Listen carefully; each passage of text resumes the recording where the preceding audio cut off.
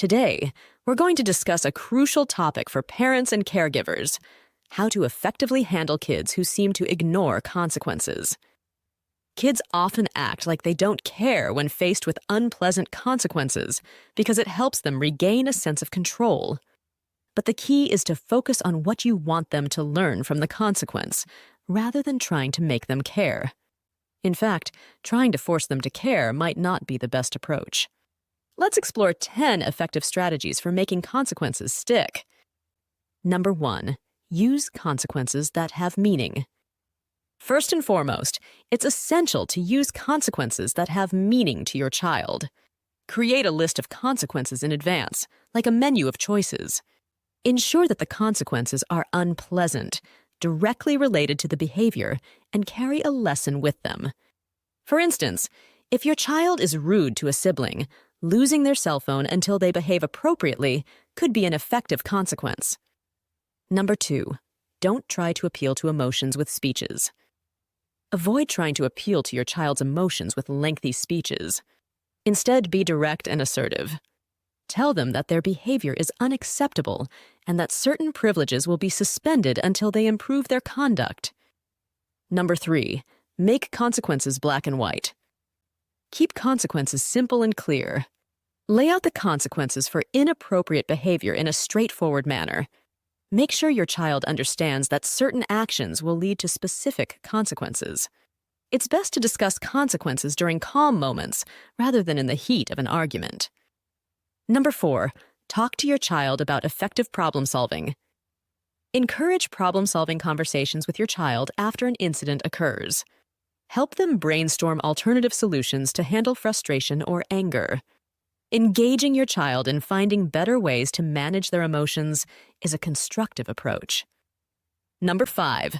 Don't get sucked into an argument over consequences. Don't fall into the trap of arguing with your child over consequences.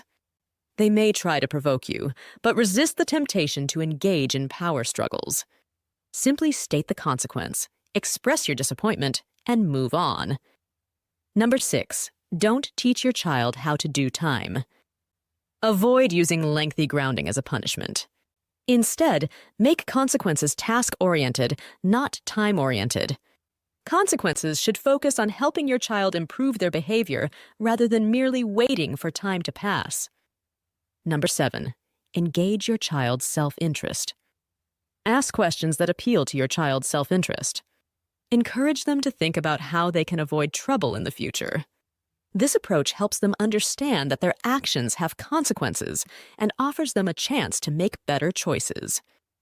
Number 8. Learn to know if a consequence is working.